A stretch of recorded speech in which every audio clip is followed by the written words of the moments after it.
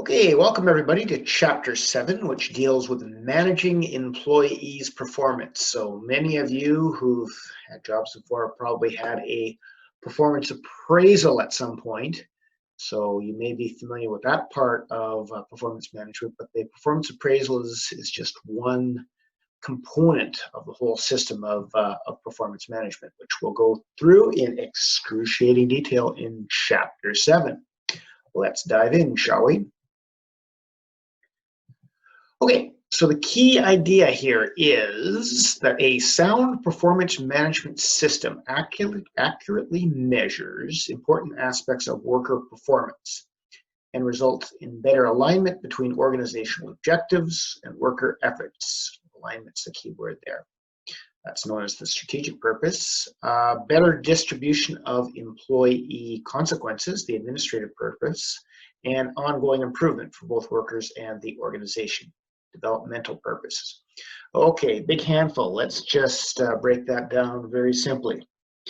Okay, so essentially what you're doing with the performance management system is accurately measuring performance. Okay, and the three purposes why you're doing that is number one, better alignment between organizational objectives and workers' efforts. Basically, that people are doing stuff that benefits the company. Number two, distribution of consequences. So based on performance management, you're giving out rewards like raises, perhaps promotions, and you're also dealing out consequences, negative things. So things like maybe having to fire people if they're not pulling their weight. And the third part of it is ongoing improvement. So again, with performance management, after you've done the appraisal, it'll give you some clue on things that both the workers and the organizations can do to move forward and do better next time or in the future. All right, that's your key idea. There are 5 learning objectives in Chapter 7. The first one, number 1, is there's quite a bit of detail in that, and the other 4 aren't as detailed. All right, so let's take a look at learning objective 1. Describe the relevance, purpose, and criteria associated with an effective performance management system. So essentially what we're looking at here in objective 1 is what is performance management, and number 2, what makes up an effective performance management system. All right, start with a couple key definitions here. So, PM, or performance management, a process for ensuring that employees' activities and outputs match the organization's goals. All right, so essentially making sure that employees are doing what they should be doing to move the organization forward. If the employee is a salesperson, spending time selling rather than wasting time on Instagram and drinking pots of really bad coffee. All right, so performance management system would make sure that the person is selling rather than gramming and drinking coffee. All right, now the performance appraisal then is a subset of performance management, and that's the measurement part, okay? So the annual performance appraisal, which many of you have probably had, is the measurement of it, right? So the yearly performance is, and again, I'll reiterate that it's only a small part. It's the part that people seem to focus on, the part that people remember, but it's only one piece in the puzzle. All right, so if we look at the performance management process, 3 steps. Number 1, identify and specify relevance performance aspects. Okay, so what do you measure? Okay, what are we going to measure? Are we going to measure sales? Are we going to measure attendance, how much they showed up? Are we going to measure customer complaints? And the answer is probably all of the above in some form, right? Because all those would be, I think, relevant to the performance of a salesperson. You appraise the performance. So again, that's the performance appraisal. You'll set goals in number 1, and number 2, did you actually meet those goals? And then in number 3 is provide feedback. All right, so, and after you feedback, you're going to distribute the rewards and consequences. It might be a raise, could be a promotion. Consequences, didn't do so well. Well, could be further training. Could be we could show you the door as well, right?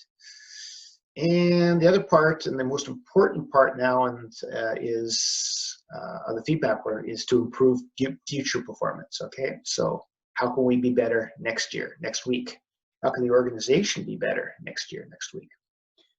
Okay, just a note on performance evaluation. You'll see sometimes you'll see performance evaluation and you'll see job evaluation, and note those are two entirely different things. When people talk about performance evaluation, they're talking generally about the appraisal, measuring the effectiveness of a particular employee. When they're talking about job evaluation, that's a Chapter 8 concept, and that's basically is how much is the job worth? Okay, in terms of skills, efforts, responsibilities, and working conditions, how much are we going to pay for the job? So just note somewhere, because it always makes a really good exam question, that performance evaluation is Chapter 7 stuff. Job evaluation is not the same thing as performance evaluation, and it's Chapter 8 stuff, okay, which deals with compensation, benefits, etc. All right, is your performance management system effective? And if you've worked for any period of time, performance management is one of these things. Everybody hates the system, okay? If you look at here, according to this graph here, it says, what, 59% of the people are meh to I don't like it. So 6 and 10 are meh to I don't like it. Only 4 people are raving about the, oh, we got a great performance management system. And then 37% are saying, yeah, it's okay, right?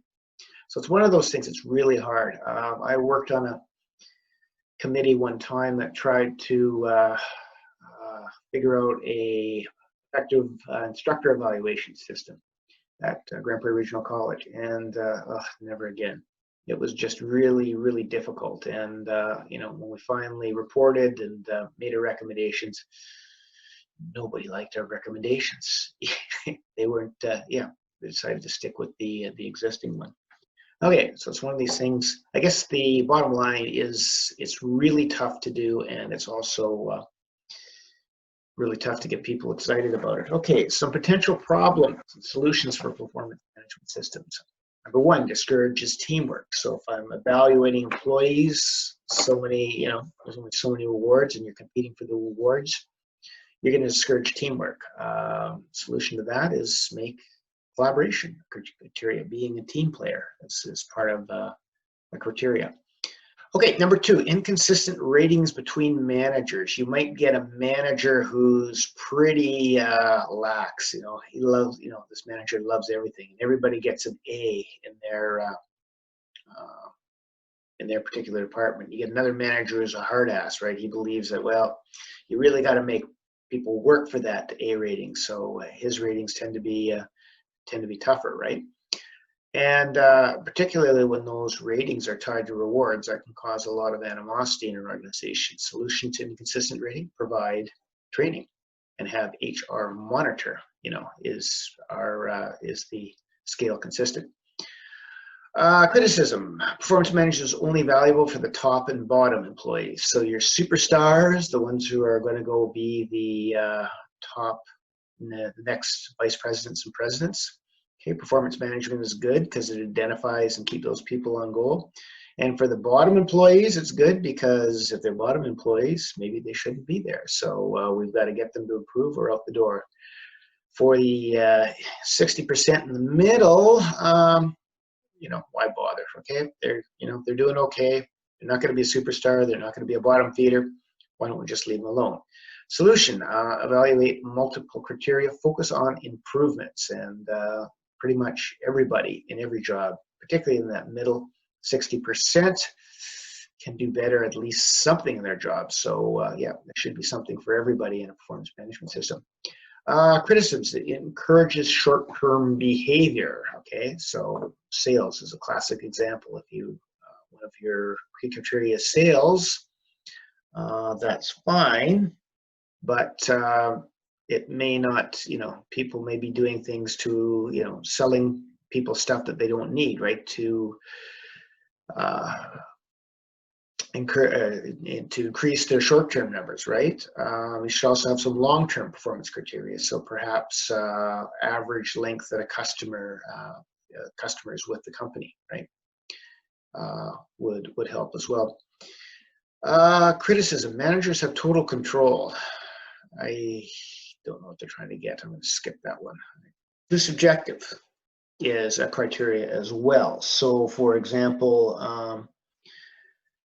you might be evaluated on your conscientiousness. Two of your cases. What is conscientiousness? And that's pretty subjective. First of all, nobody understands what it is, right? So rather than things like conscientiousness, focusing on behavior results, things you can count. Okay, how many customer complaints have you had? What were your sales? How many times were you late during a year, right? That's objective things. So if you can focus on things you can count, that'll get away from that subjective thing. And the last one is causes emotional stress, okay?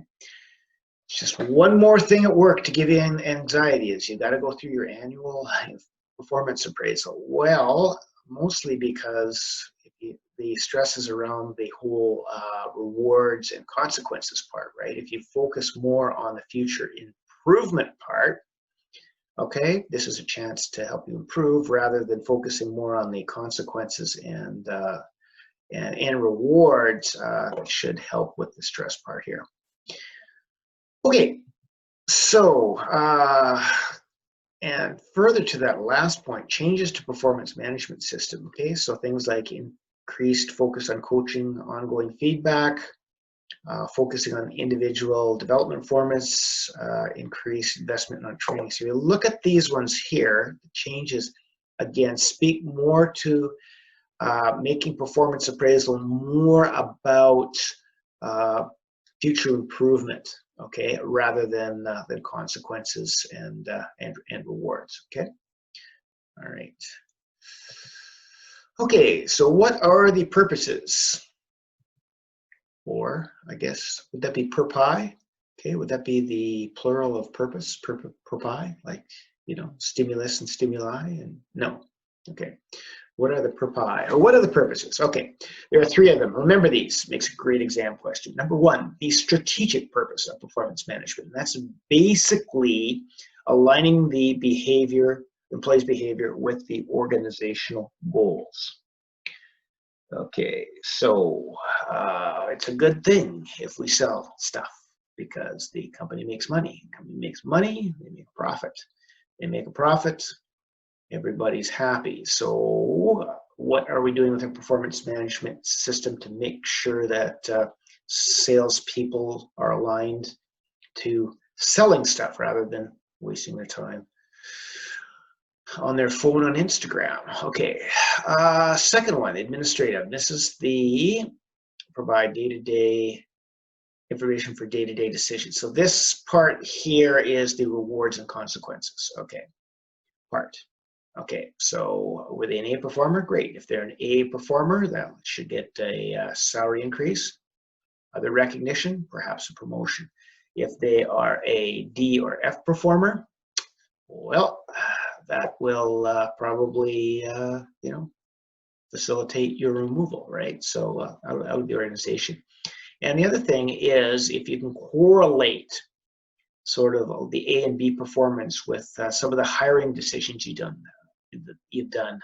Again, that can support some of your criteria for with your selection decisions, right? If you have a lot of A and B performers, not too many DNFs. If you're getting too many DNF performers, that might cause you to go back and look at your selection process. Okay. And the last one is the developmental part here, is the basis for developing employees. So what a performance appraisal will do is will identify your strengths and weaknesses. And if you can sort of build the awareness of strengths and the weaknesses or areas for improvement, you can work on those, okay? So keeping your strengths strong, keeping those maintained, but more importantly, working on those areas for improvement. All right, so the three purposes of performance. performance management are important. Okay, last part of this objective deals with the criteria, yeah, that would be the plural, of criteria to evaluate whether something is a good performance management performance management metric. Ooh, that's a mouthful, isn't it? All right, so this is a summary slide. The next two slides we'll go through in excruciating detail, but just at this point, to go quickly through this, is number one is a good performance management network would ensure that it's measuring employees' behavior and their fit with strategy. So it's something that's important is being measured. Okay, so sales for a salesperson is a really good example of that. Validity, okay, are you measuring what you are purporting to measure? So let's say, for example, we're trying to measure how effective the salesperson is. So what we're going to do is we're going to tape measure and measure their height. Okay, is it a tall person? Okay, and we'll say that tall people sell better than short people. Obviously, no, you're measuring height there. You're not measuring what you're purporting to measure. You know, measuring somebody's height is not a valid measurement of their ability to, as a salesperson. Okay, so that particular metric is invalid. Reliability. Okay, reliability is the whole idea of consistency. Okay, can you measure it consistently? Okay, was one manager was rating something, but a different manager come up with the same number. Acceptability, okay, do the employee and supervisor agree it's fair? Would the employee and supervisor agree that it's fair that to measure sales as one criterion, yep, to measure performance of the salesperson? I think that would be acceptable. And the last one is specific, measurable, specific. And again, can you count it? If you can count it, it's usually pretty specific. If you can't, it can be kind of difficult. Okay, so here's the details here. So fits with strategy here. So again, let's use the example of a salesperson. Okay, so we're going to measure sales. Okay, fit with strategy should aim at achieving employee behavior, mindset that support an organization's strategies, goals, and culture. Okay, so measuring sales for a salesperson probably would fit with that. However,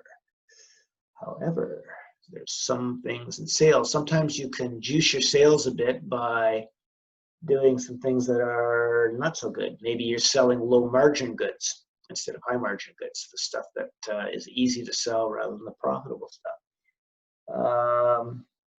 Maybe you're juicing your sales by selling the wrong products to people.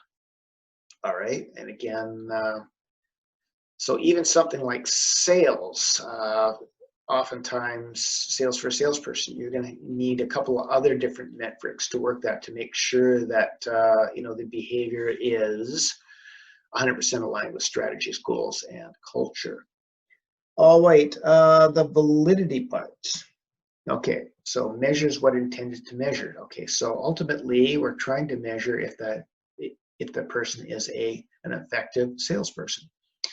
Okay, so we're going to measure his sales this year, or her sales, their sales, whatever we're using for gender these days. So let's talk about that. Okay, so sales are up. Well, great. So sales are up. That must mean the person did a better job. Well, does it? Okay. Are there other things? Perhaps there was a price drop. Okay, so the product was less expensive this year. Had nothing to do with their selling.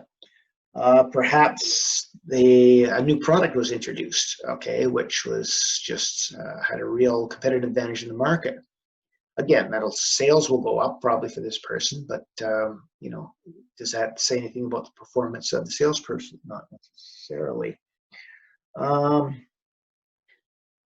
Let's say sales were up, but half the products that the person sells were ultimately returned in the next year.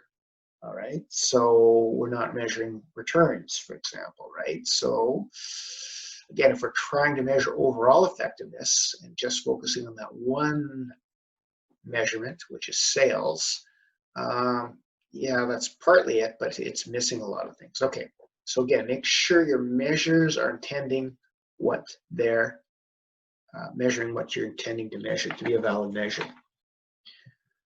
Okay, reliability then is consistency of results in the performance management measure. Inter-rater reliability, which is essentially saying you have 3 managers, trying to rate something, they'll all come up with roughly the same score on that, right?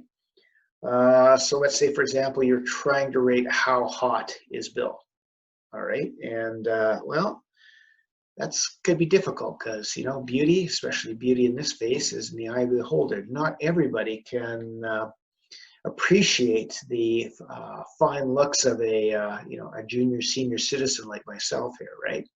So perhaps one manager's younger manager's rating might be less than an older manager's rating based on that, right? Because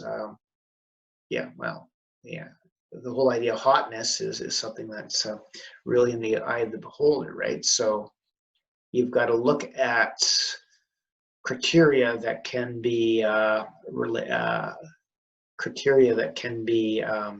rated consistently, right? Probably the solution for that is coming up with a what do you call those things? Not a metric, a rubric. Okay, would help with reliability. Okay, acceptability. Do both people who use it, both the manager and employee, would they accept that? Okay.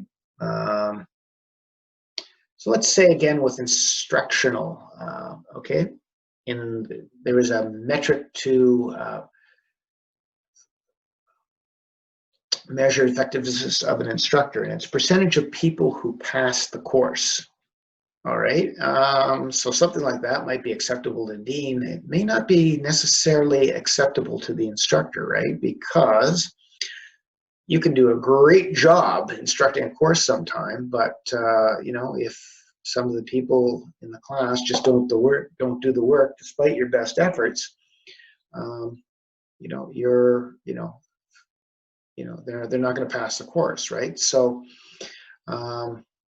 if personally, if I was given a metric of the percentage of people who passed my course, I don't know if I would accept that, because I think sometimes, I can do some really wonderful stuff, but if the students don't do the work, how's that on me?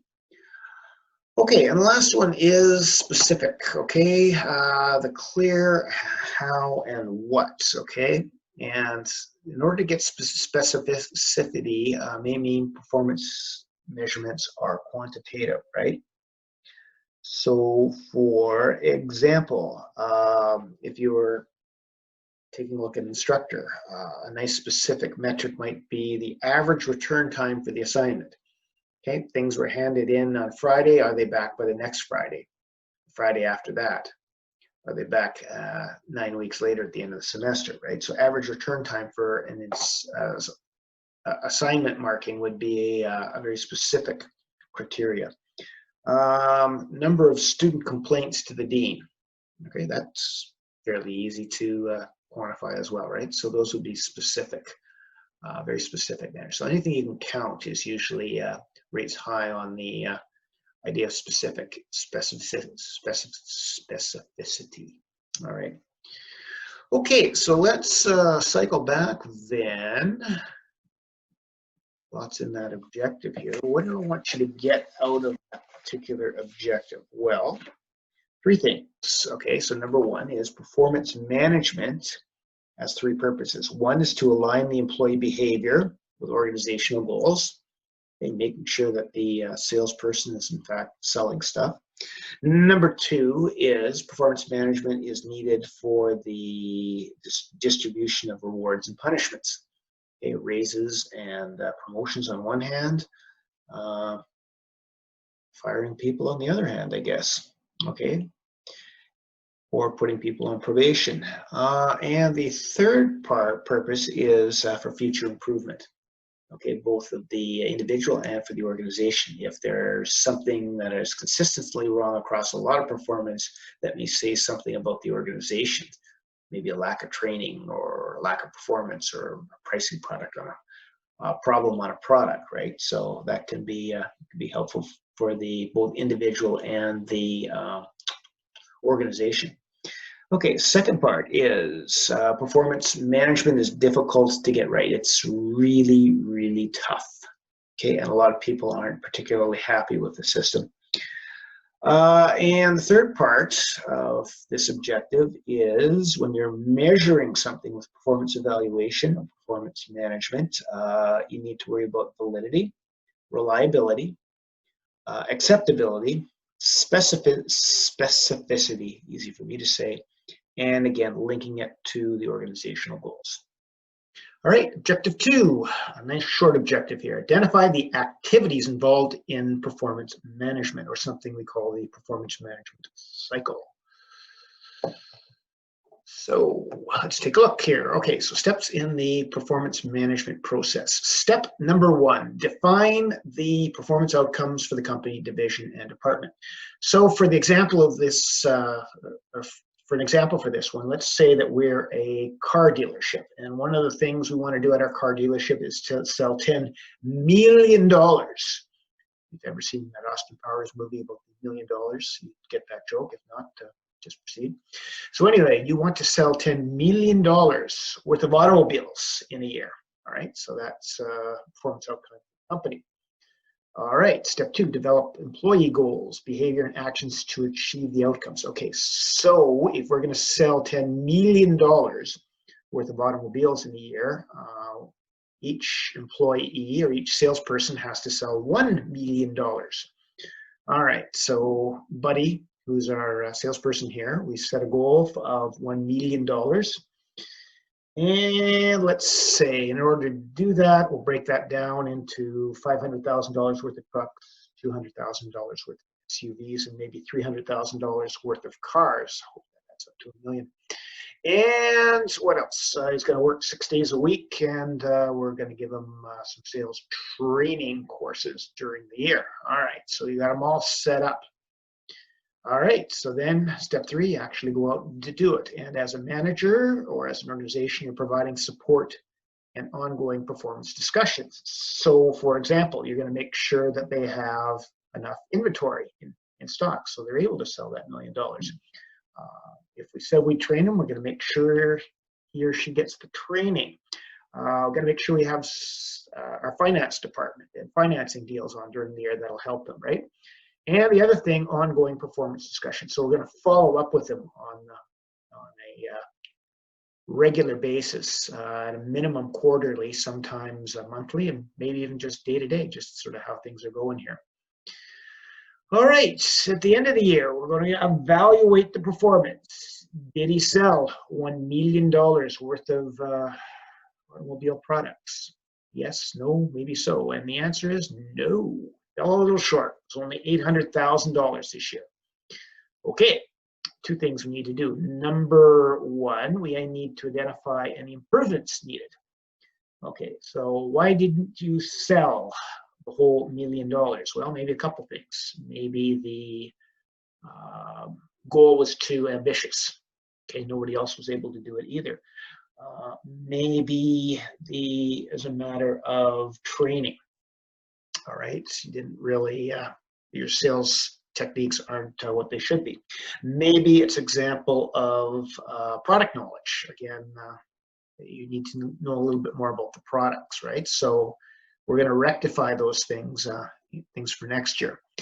The other thing is provide consequences. Okay, so you sold 800,000. The goal was $1 million.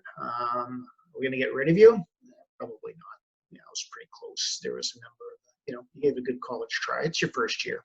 So I think we can probably work with you, right? So certainly we're not going to give you a promotion. You probably get, I'm not even going to get your raise this year. You'll have the same salary, but we're not going to get rid of you. So those are the consequences. Okay, all those get fed into the, overall goals. So maybe, nobody made the $1 million, so maybe $10 million was too big a goal. Maybe next year we'll go with $8 million, and that will cascade down into the individual people as well. All right, so that's the 6 steps involved in performance management process. To recap briefly, you start with organizational goals, like sell $10 million. You come up with employee goals and actions, so work 6 days a week, sell $1 million. You provide support to the employee. You evaluate the employee at the end of the year, and from there you have consequences. Okay, do they get promoted? Do they get a raise? Do they get fired? And you also have an improvement plan. What are some of the things we're going to do differently next year? And that could be anywhere from actions the employee takes to maybe even looking at different goals for the next year. All right, nice, tight, fairly simple objective. Learning objective 3 is a little more involved. Compare the major performance management methods and sources of information. All right, quite a bit here.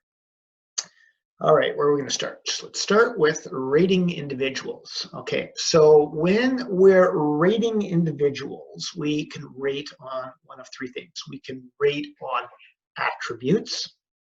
Okay, and an attribute is like a trait.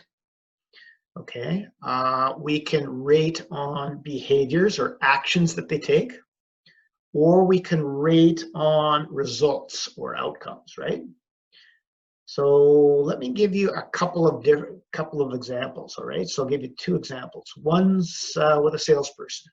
So an attribute that salesperson might have would be knowledge. So we can rate that person's knowledge. That would be an attribute.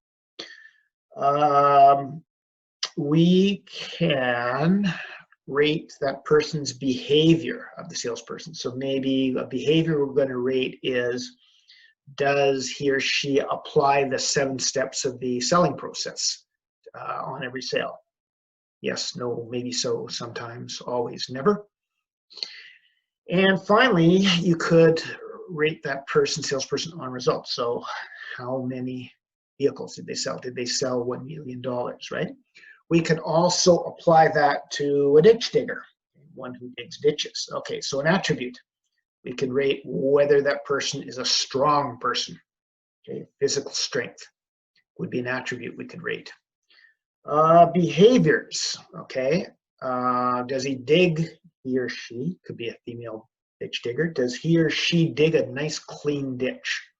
Okay, yes, no, maybe so, how often? Or finally, we could go on results. So what is the average amount or length of ditch dug in a particular shift? So your average ditch dug over 8-hour shift this year was 25 meters. Okay, maybe that's a good one. All right. So that's the difference. So attributes again, traits, behaviors, actions, results, outcomes. And right here, these boxes here mostly deal with the scales. Okay, so what instruments are we going to use? So attributes is a graphic rating scale. All right, and a graphic rating scale is basically on a scale of 1 to 5. All right. So let's take a look here. Graphic rating scale, like a college instructor evaluation instrument. All right. So I don't know what the one looks like at Medicine Hat College yet, but the one we had at Grand Prairie was a 7-point scale, right? 1 being lack of, and 7 being super awesome. All right. So just to give you an example of what a graphic rating scale would look like. Oh, sorry. So I'll give you another example. So on a graphic rating scale, something like you rate an attribute. Okay, so the college instructor is friendly. So on a scale of 1 to 7, how friendly was the college instructor? Okay, and this is an example here of a graphic rating scale for a customer service. So it talks about client service, communication, leadership, professionalism. How professional was the customer service rep? Are they a 5, outstanding, or do they below expectations? Yeah, not so good. Okay, so on a scale of 1 to 5, how professional? So that's a graphic rating scale. And graphic rating scales are used for attributes. Okay, for behaviors, and a behavior again is an action that the employee takes. Okay, there's a number of different ones. There's the critical incident method, the behavioral anchored rating scale, or the organizational behavior. We don't both do that one. There's another one called what's it called? BORS. Is it BORS? Something like that. All right, so ignore this last one. It's slightly different as we'll go through this. All right. So behaviors, rating actions. So let's take a look at, let's say, with an instructor, okay? So a critical incident method is what you do is you sort of keep a diary, diarize key moments throughout the years, okay? So when key things happened. All right, so for example, let's say the instructor was awarded the rookie instructor of the year at the end of first semester, at the end of the year, right? So that's a critical incident. You would note that. Okay, so we're going to write that one down and bring that one up when the performance appraisal comes along. Other critical incidents. The instructor broke the department record because there were 3 different students came to the dean's office to complain about him in 1/2 day. Okay, unprecedented. Nobody's ever had 3 separate people come and complain about them in the same day. It was awesome, right? So that's a critical incident. So we note that as well. Unlike the other things here, we don't have a nice little JPEG that shows what a critical incident looks like. All right, behaviorally ranked rate. Let's try that again. Behaviorally anchored rating scale, or BARS. BARS, one of these things that sounds a lot better than it actually is. Okay, and what a BARS is a rubric for each key competency. All right, so again, these are being used for behaviors. So here's an example of a BARS for I think it's customer service. Okay, so a competency is listening, understanding, and responding. All right. For a customer service thing. So if we look at the bottom of the scale here, provides inappropriate information or service, demonstrates ineffective or counterproductive behaviors in working with the customers, displayed boredom, or interrupted the client. Not good. That rates a 1. What rates a 5? Okay, what rates a 5 here is understands the underlying, let's go with 4 first, actually. Understands and responds to customers' underlying issues, responds using knowledge to the customer's perspective and concerns. All right, knows his stuff. That's a pretty good rating. How do I get the top rating? Well, in addition to understanding reasons for customers' behavior, you actually go beyond just responding and you're actually anticipating plans for future interactions. Okay, so you go that extra mile here. All right, so this is an example of a BARS, and the BARS is one of the ways you can rate an attribute. Okay, a couple of other ones here. One is called the Behavioral Observation Scale, which is a more detailed version of BARS. Okay, if you want your textbook here, or you can look at the poorly taken picture with my camera that I made into a slide.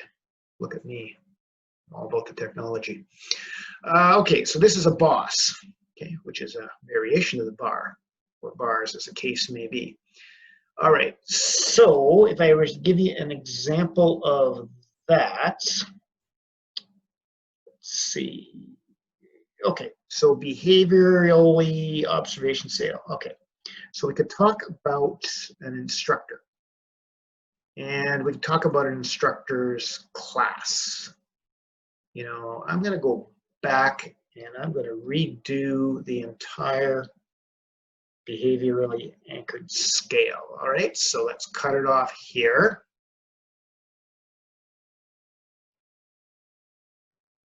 And I'm going back to BARS. 3, 2, 1, start BARS now. Okay, and the behaviorally anchored rating scale, or BARS, something that sounds a lot better than it actually is. And a BARS is like a rubric for each competency.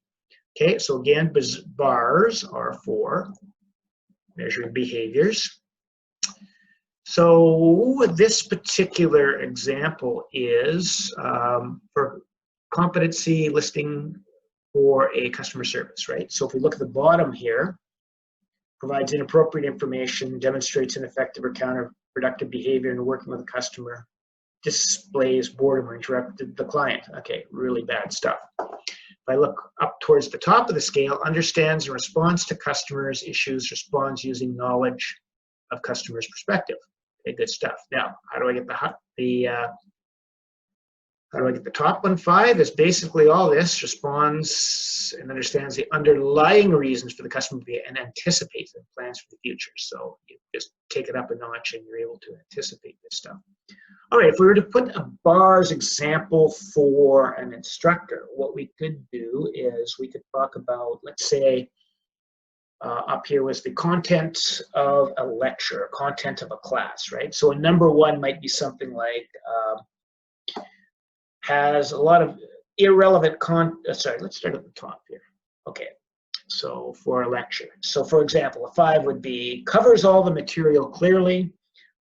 Students are engaged for all 50 minutes of every class. Okay, that would be the gold standard. On the bottom here, if we're talking about an instructor's class or lecture, covers irrelevant content. No one really understands what's going on. Students leave confused and angry. All right, would be a 1. And then figure out what 2, 3, and 4 is, or somewhere in between those two. Okay, so that's bars. Another version of bars is something called behavioral observation scale, a more detailed version of bars. Okay, so let's take a look for an example there. So again, with the customer, I guess this one's here for a manager here for resistance to change. Okay, so rather than having just a single 1 to 5 scale for resistance to change, you'd break it down into different components of change. All right. So describes the details of a change to employees from 1 to 5. Listens to the employee's concerns 1 to 5. Ask employee to help make change work in 1 to 5, right? Putting this in the context of the instructor, and again, going back to the lecture we talked about there, we might break the different components of what's a good lecture down into a scale here, right? So first one might be classes are interesting, on a scale of 1 to 5. The second one might be all material is covered in the class, okay, from 1 to 5. And the third one might be as classes start on time, something as simple as that, right? So BOSS then is just a variation of bars. So rather than having a global scale for an individual thing like a lecture or resistance to change, you break it into individual questions. Okay, management by objectives. So these next 2 deal with results, okay? On to the third one. And there's 2 ways to do this. One is called management by objectives, or MBO. Big fan of this. We used to use this a lot when I was at the phone company. Okay, so you set individual goals based on company goals. Form action plans to reach goals and track progress towards the goals. Okay, so let's say, for example, okay, management by objectives for a financial institution. For your loan portfolio, increase portfolio value by 5% over the next 6 months. Okay, that was the objective. It was 90% complete because they increased port value by 4.5% in the past 6 months. Not bad, close but no cigar. Did better on the next one. Generate fee income of $15,000 over the next 6 months. Complete 150%, actually had 22.5. So if we were to do an MBO on an instructor, that might be something like 80% of the students in the courses complete the course successfully. Or it could be something like, if there's an instructor effectiveness rating or something, instructor gets an effectiveness rating of 3.7 or better for the year. Okay, those would be management by objectives. Okay, and the balanced scorecard then is balance where it's mostly for managers or senior managers. And the key thing with the balance sports scorecard is you're using multiple measures. So it's not just financial measures, right? Sometimes with the CEO, we'll go back to the three Ps. So you'll have objectives rated on profit, which is a financial measure. People, which is developing your people, okay? Number of people who quit, number of people get promoted, and planet, which is the whole idea of environmental sustainability. Okay, so let's take a look at the balance scorecard here. I want to say about that. Not really much other than what I've said already. Okay, so the balanced scorecard approach, again, it could be a takeoff on management by objectives, but your objectives, particularly for senior manager, are beyond financial. So you might have some, in addition to the financial, you might have some customer service objectives, business process objectives, and maybe learning and growth. Okay, so you as an individual, right? That's known as a balanced scorecard. Okay, once you've evaluated every individual, what often happens is you get into what are called comparative methods. Okay, so this is a way to categorize people versus their peers. And comparative methods are most useful for the administrative objective. Administrative objectives basically being carrots and sticks, you know, consequences. Okay, good consequences like promotions, raises. Bad consequences like termination. All right, so once you've got them all done. Now, first, there's a number of different ways to do comparative. The first is simple ranking. Okay, so ranks the employees from highest to lowest. There's a fellow by the name of Jim Pattison, who's a billionaire, kind of an icon in Canadian business. And there's an urban legend, or some sort of legend, that with this car dealership, he had salespeople, and every month he would rank his salespeople from 1 to 12 based on who sold the most, who sold the least.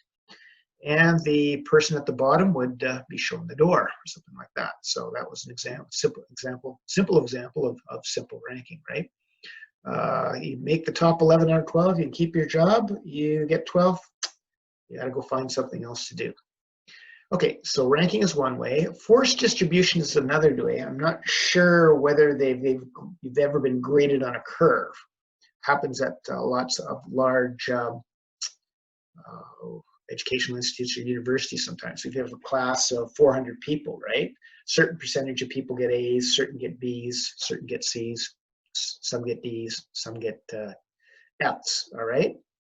So if you do that, if you have a forced distribution, then a certain percentage of employee fit into each category, that's known as a forced distribution.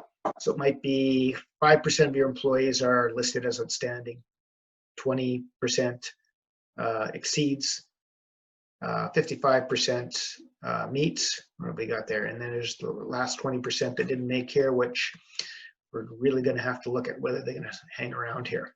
Okay, so that's known as a forced distribution. Paired comparison is kind of a tournament model, you know, A versus B, B versus C, etc. So Allison versus Bob, who's better? Allison, great. Allison versus Carl, who's better? Allison, great. All right. Carl versus Bob, Carl, great. So basically you just compare each, add up the number of wins, and then you rank people by the wins. That would be a paired comparison method, all right?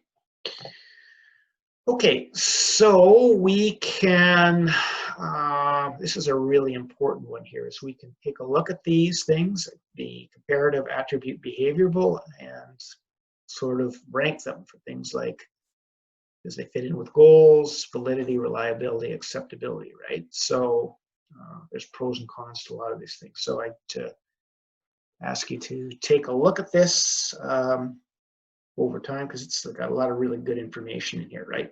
So behavioral is really good for validity, really good for reliability. Acceptability, not so much, it's moderate, and specificity very high. Okay, results again, very high fit with strategy. Actually high all the way around, so results are usually a pretty good way to evaluate people, which is why something like management by objective is really good, right? Attributes, not so much, right? So again, thinking about which better way to measure the ditch digger, on strength or on the amount of ditch that he or she actually dug here. Okay, so that's an important one. Last thing in this objective then is sources of performance information. Where do I get this information? Well, good one are quantitative measures. So sales, production, how many widgets did you make? How many customer complaints? Something like that can be a quantitative measure. Management and supervisors. Okay, they can be a fairly good sources of performance information. Problem is they're not there 24/7, but they shouldn't be there 24/7, right? So they don't see everything you do. Sometimes they don't really know, have a really good picture, or as good as pictures they need to evaluate you, right? Peers are good people. They probably spend more time with them than your managers. So that's the advantage. Disadvantage is that with the peers is they're probably going to be a little easier on you because you are also a peer of them. So, they want to make sure that, they're not going to dog you because they don't want to be dogged, right? Direct reports, again, that's another one. So these are people who work for you. Similar to peers, right? They're not going to dog you, or they may not dog you as much as they should, because you have to evaluate them at some time, right? Self-reporting, okay, that can be really good and surprisingly good for self-perception. How do people think of themselves, right? Self-evaluation there, good. And customers and clients, okay, which are kind of similar to, I guess, peers in some ways, because they could send, or managers, they spend time with you. On the other hand, again, they have a very small snapshot, so they don't see the whole picture. They just have a very small percentage of time you're dealing with them. And the last one is crowdsourcing, which is a variation of 360-degree variation. Interesting story. When I was working at Grand Prairie Regional College, one of my colleagues, we'll call her Sharon, mostly because her name was Sharon. She was a chairperson, and chairperson is a position you can take as an instructor for a period of time, and then you can go back and be an instructor if you don't want to be a chairperson anymore. And she didn't want to be a chairperson anymore. So one of the terms of the 360-degree evaluation that was part of the performance evaluation for chair people was that you could choose to send who you want people to evaluate you, right? So what she did is she picked out the people in the organization who hated her. Okay, so the bookstore manager, Sharon thought that the bookstore manager didn't like her. Sharon thought that, the assistant register didn't like her, right? So she made darn sure that all those people who didn't like her were going to get an evaluation, right? Because if she got a poor enough evaluation, she could go back to being an instructor. Guess what happened? All those people who she thought hate actually gave her a fairly good evaluation, right? Because they didn't necessarily like her personally, but professionally, they thought that she did a fairly good job, right? So, it's just a sort of a affirmation of why you might want to use 360-degree, performance evaluation. It's not necessarily a popularity contest.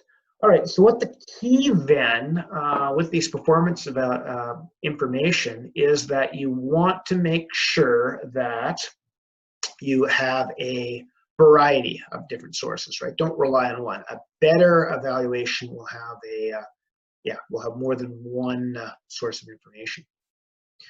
Okay, big objective. Let's go back and recap that quickly then. So to recap, do it that one here is, okay, major performance management methods, okay, and sources of information. So the methods then are, you can measure attributes, okay, which are traits. You can measure actions, which are behaviors. You can measure outcomes, which are results. And at the end of it all, you can compare people, right? So those are the major methods. The sources of information, there are a number of them, anywhere from your supervisor to peers to other people in the organization to customers, right? And you want to use a multiple of resources. And again, if you want to compare the individual or the variations, which is better here, this 7-1 gives you a really good summary of that, right? And generally speaking, results tend to give you better measurements than attributes. Okay, we're at Learning Objective 4, which says, explain how to minimize rating errors and effectively provide performance feedback. So Objective 4 speaks to the fact that in Objective 3, you wanted to get the accurate measures. So it's one thing sort of getting it right on the measurement part.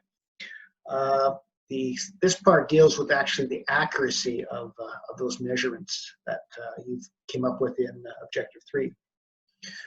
Okay, so let's take a look then at errors in performance management. So first of all, humans have limitations in their information processing ability. So they tend to use simplifying mechanisms, sometimes called heuristics, to make decisions about people. So what a heuristic is basically a shortcut. So rather than looking at everything, analyzing everything accurately, it's just you rely on one or two things.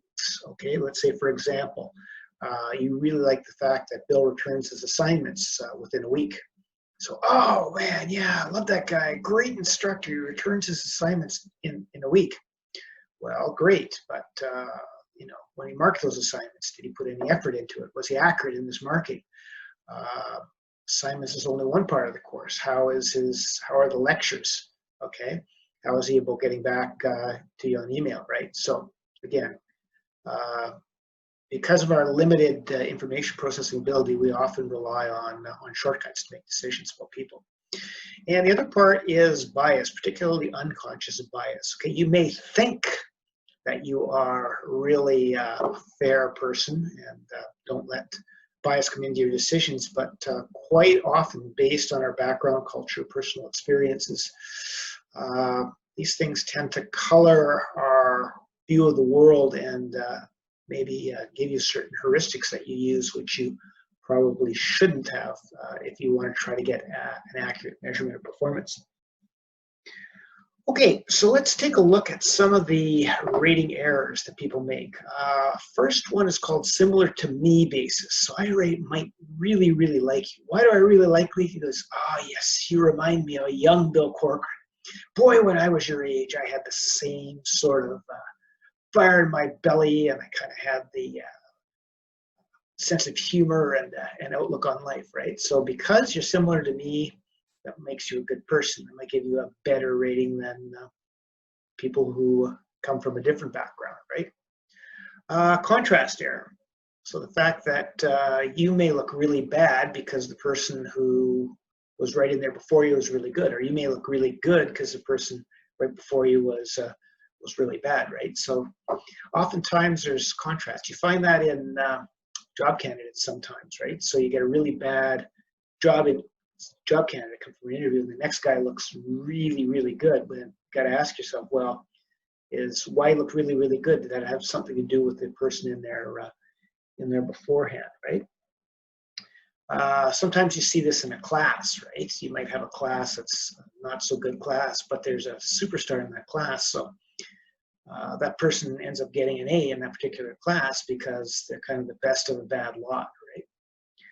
Okay, now there's strictness, leniency, and central tendency. So strictness is when somebody's a hard ass, somebody who marks harder than everybody else generally. You get the soft touch, people who tend to mark easier than everybody else. And central tendency, sometimes people have difficulty in using either end of the spectrum. So declaring somebody super duper excellent, or declaring somebody super duper unexcellent. Like, you know, so an instructor, for example, who doesn't use the A pluses and won't use the Fs is like using central tendency. Halo and horns. So these both are kind of the same sort of thing. It's where you take one piece of information and let that generalize across the whole person, right? So Bill, for example, you often see Bill getting his assignments back on time, right? So the fact that because he gets his assignments back on time, that makes him a great, great instructor. Could be the Horns effect as well. One of the things Bill does is tells a lot of really bad jokes, and some of those jokes are sometimes offensive, sometimes annoying. So the fact that because he's told a bad joke or two along the way here, terrible instructor, even though he gets his assignments in on time, has really challenging assignments, etc. Right? Okay, recency emphasis, kind of like the contrast here. So anyway, the last thing that was done tends to get more emphasis, and that comes oftentimes if you only do a performance evaluation once a year. The stuff that's done in the last couple weeks tends to be remembered, tends to get more emphasis than the stuff that was done a year ago. Okay, so that's known as recency bias. Focus on activities rather than results. So you get these people, particularly if you're doing an attributes measurements, right? So, oh yeah, I love that guy. He's always hustling. He's always running around here, doing 100,000 things. Well, that's great. He's doing 100,000 things, but is he getting any results, right? Just because you're, running around, are you really accomplishing anything, right? And company politics. So let's say, for example, I might give you a better rating than you deserve. Why? Because if all my people get rated A's, I'm going to look like a better manager when I get evaluated, right? So sometimes company politics can come into play in terms of ratings. Okay, so ways to reduce those errors. Probably the big one is rater training, right? So just pointing out the various errors, the various biases, for example, talking about ways to be more accurate, like actually writing things down, actually doing critical incident reports. And the whole idea of unconscious bias, saying people, well, you may not think you may not consciously being biased, but there's some things in your background that might cause you to give you errors that are inaccurate. Calibration meetings, and essentially that's what you do is you get all the managers together and kind of agree on sort of ground rules. Okay, so to get an A rating, you have to have this, this, and this. To get an F rating, you have to do this, this, and this. A C rating is this, this, and that, right? So just getting everybody on the same page. Using data and analytics and analysis. So basically, this is relying on things you can count, okay? They're just objective measurements over subjective measurements. In a lot of cases, you can reduce a lot of basis. And the last one here is ratee training. So if people who are being rated understand how the process works, that gives them a better chance of putting their best foot forward when rating time comes here. Okay, a little bit about feedback. Probably the big thing about feedback is it should be frequent. It shouldn't be just once a year, right? So time you get to your annual performance appraisals, there's, if you've done a good job with feedback throughout the year, nothing should come as a surprise, right? So normally a good performance evaluation process will probably have sort of major quarterly reviews, so every 3 months. Certainly an annual review where you summarize the quarterly reviews, but some less formal but more frequent. So weekly or monthly meetings or something like that, or even just occasionally, hey, how's it going? Is better. So more frequent feedback, better. Not just don't make it a once a year thing. Create the right context for the discussion. So when you're sitting down to discuss your performance, keeping the focus more on future performance, okay? Rather than, dwelling on the past, on the fact that things didn't go so well, right? So just sort of keeping it positive and keeping it as an opportunity to improve rather than punishment for things you didn't do well during the year. Asking the employee to rate their performance in advance, always a good idea. Again, what that does oftentimes is prevents, or has a potential really to prevent surprises, right? So if they can really think about what they've done, they're going to be more prepared. Having ongoing collaborative conversations, again, back to feedback, the whole idea, and keeping it future focused. And providing balanced, accurate feedback that emphasize behavior and goal setting. That's kind of redundant. The whole idea of, we want to, the focus should be on performance improvement rather than punishment. Okay, now there are 3 general performance feedback interview styles, and this always makes a really good question at one. So just remember, the problem-solving approach is the answer, right? So the 3 type of styles are the tell and sell approach. So we sit down for a performance appraisal interview. Okay, you suck, and here's why. All right. And then there's the tell and listen approach. You suck. Now, why is that? Okay. And the better approach is the problem-solving approach, which you're focusing on behaviors. So reserve your judgment till the end. You didn't meet your deadline. Why was that? How do we fix that in the future? What else here? I have another one here. How would we do that? How would we fix that in the future? Okay, you missed your sales quota. Okay, why was that? Okay, how do we fix this in the future, right? And then at the end, after you've been through all this stuff, then maybe provide a general rating of how they did overall. Okay, so problem-solving approach is the way to go. Performance improvement then. So the most effective way to improve performance varies according to the employee's ability and motivation. So I think we've run across this a couple times, particularly in selections, right? When you're selecting employees, you're trying to gauge 2 things. First of all, ability, can they do it? Or motivation, will they do it? Are they motivated to do that? So when you have a performance problem, it can be a matter of lack of ability, a lack of can do, a lack of motivation, will do, or a lack of both.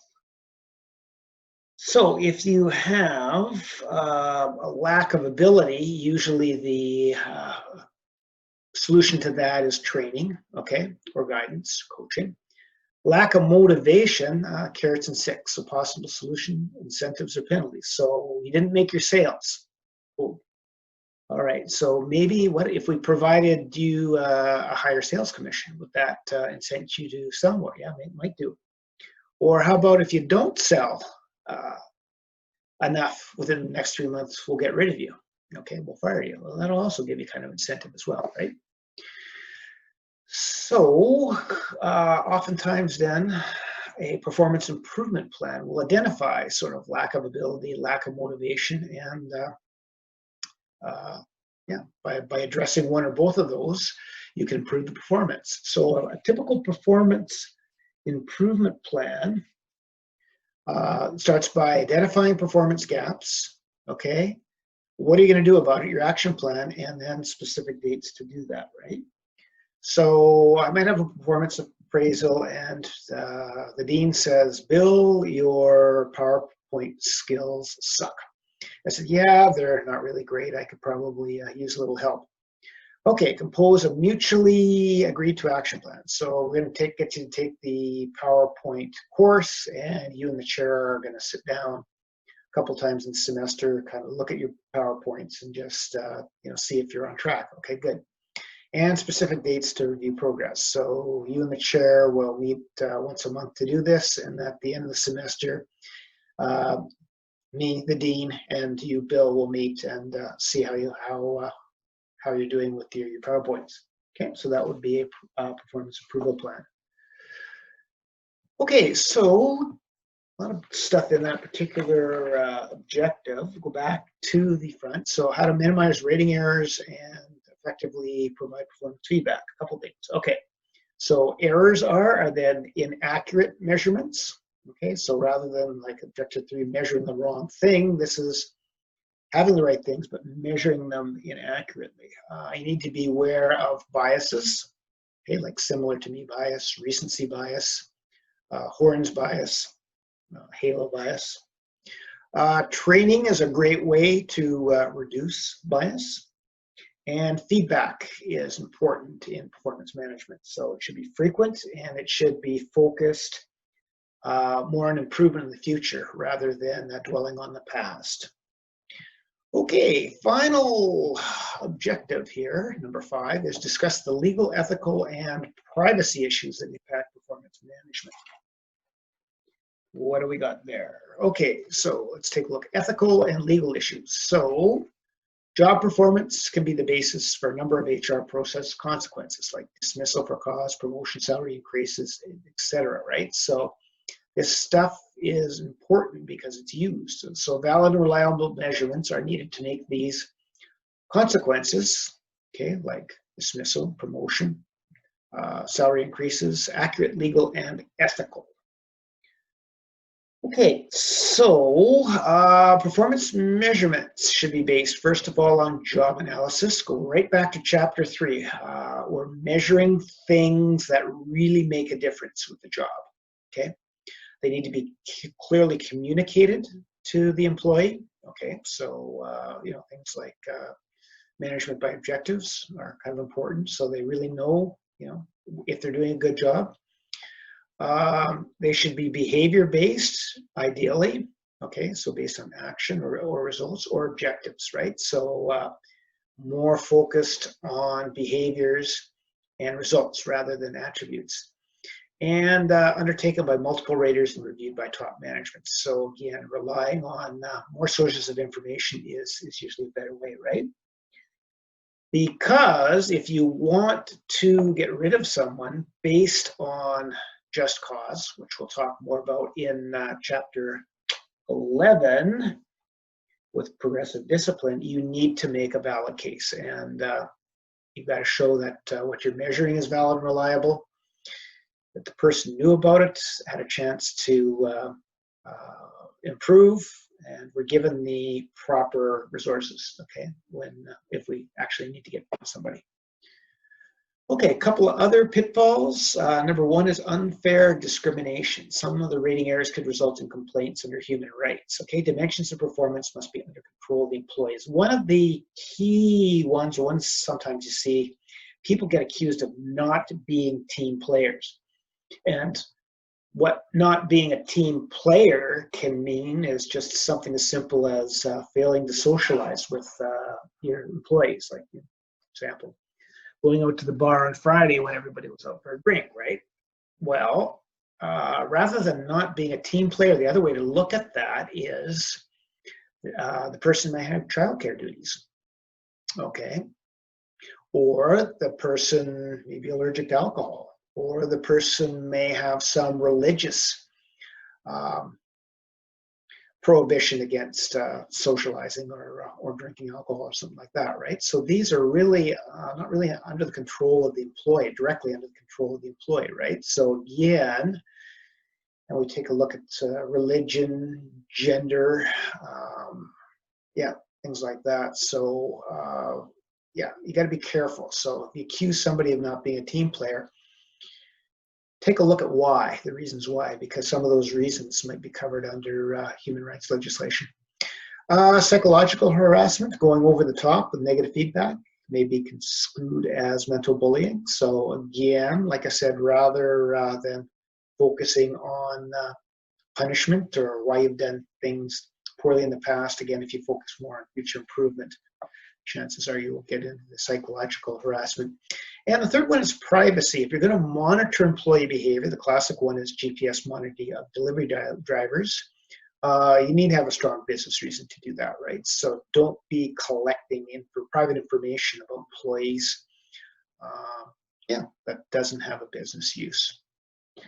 Okay, short one, we'll just cycle back quickly on that one here. So legal, ethical, and privacy issues. Number 1, use valid and reliable and accurate measurements. Because if you ever want to have to prove just cause for firing somebody, it's exactly what the court's going to look at. Number 2 is don't discriminate. Okay, some performance measurements can be beyond the control of the employee. Okay, so for example, the reason why they're not a team player is because they've got some life circumstances which are based on their childcare duties, right? So don't don't be judging people on that, because that's a human rights violation. And what else? The 4th one here. Oh yeah, make sure that you respect privacy. So if you're collecting information for performance management, make sure that it's got a business use. Okay, let's recap then.